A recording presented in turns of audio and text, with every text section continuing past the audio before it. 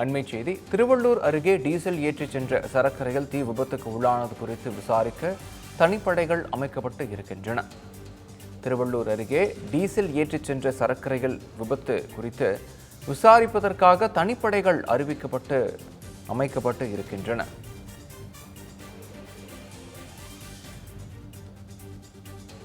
திருவள்ளூர் அருகே டீசல் ஏற்றிச் சென்ற சரக்கு ரயில் தீ விபத்துக்கு உள்ளானது குறித்து விசாரிக்க 3 தனிப்படைகள் அமைக்கப்பட்டிருப்பதாக தெரிவிக்கப்பட்டு இருக்கிறது. இந்த தனிப்படைகள் ஏடிஜிபியின் தலைமையில் அமைக்கப்பட்டிருப்பதாகவும் விசாரணை மேற்கொள்ளப்பட்டு வருவதாகவும் தெரிவிக்கப்பட்டு இருக்கிறது. ஏடிஜிபி தலைமையில் 3 தனிப்படைகள் அமைக்கப்பட்டிருப்பதாகவும் தகவல் வெளியாகி இருக்கிறது. இது குறித்த விவரங்களை வழங்குவதற்காக இணைகிறார் எமது செய்தியாளர் வினோத்குமார். வினோத்குமார், விவரங்கள். வணக்கம் விக்னேஷ். திருவள்ளூர் அருகே அரக்கோணம் ரயில் மார்க்கத்தில் ஆயில் அதாவது டீசல் ஏற்றி சென்ற ரயிலானது விபத்து ஏற்பட்டு, அதாவது தீ விபத்து ஏற்பட்டு தற்போது அதை அணைக்கும் பணியில் தீயணைப்பு வீரர்கள் ஈடுபட்டு வருகின்றனர்.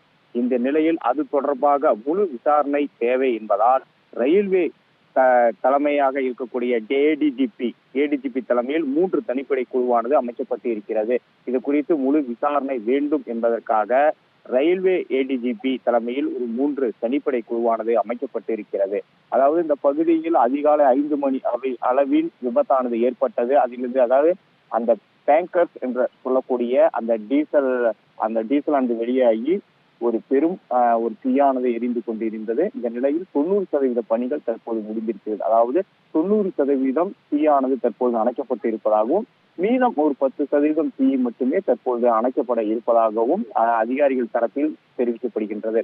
இந்த பகுதியில் விபத்து ஏற்பட்ட போது மின் வயர்கள் அனைத்தும் அறுந்திருந்தது. அதனை ஊழியர்கள் அனைவரும் சரி செய்யக்கூடிய காட்சிகளை நம்மால் பார்த்தோம். இந்த நிலையில்தான் தற்போது விபத்து எப்படி ஏற்பட்டிருக்கிறது, அதற்கு என்ன காரணம் என்ற உள்ளிட்ட விவரங்களை முழுமையாக பெறுவதற்காக ரயில்வே ஏடிஜிபி தலைமையில் 3 தனிப்படை குழு தற்போது அமைக்கப்பட்டு இருக்கிறது. இது குறித்து முழு தகவல்களும் அவர்கள் அறிக்கை வாயிலாக கொடுக்க வேண்டும் என்ற ஒரு உத்தரவும் பிறப்பிக்கப்பட்டதாகவும் தகவல்கள் வெளியாகி இருக்கிறது. இந்த நிலையில் தொடர்ந்து அதாவது காலையில் 5 மணி அளவில் ஏற்பட்ட விபத்தானது தற்போது வரை அணைக்கும் பணியை ஈடுபட்டு வருகின்றனர். சுமார் தற்போது 90% முடிந்திருக்கிறது. மீதம் 10% தற்போது நடைபெற்று வருகின்றது. இந்த நிலையில்தான் ஒரு இருள் சூழ்ந்த பகுதியாக இருந்த இடம் தற்போதுதான் வெளிச்சத்திற்கு வந்திருக்கிறது. அதாவது அதிகாலை முதல் ஏற்பட்ட அந்த தீ விபத்தானது தற்போது தீயணைப்புத்துறை கட்டுப்பாட்டிற்குள் வந்திருக்கிறது. அதாவது 90% பணிகள் முடிக்கப்பட்டு இருக்கிறது.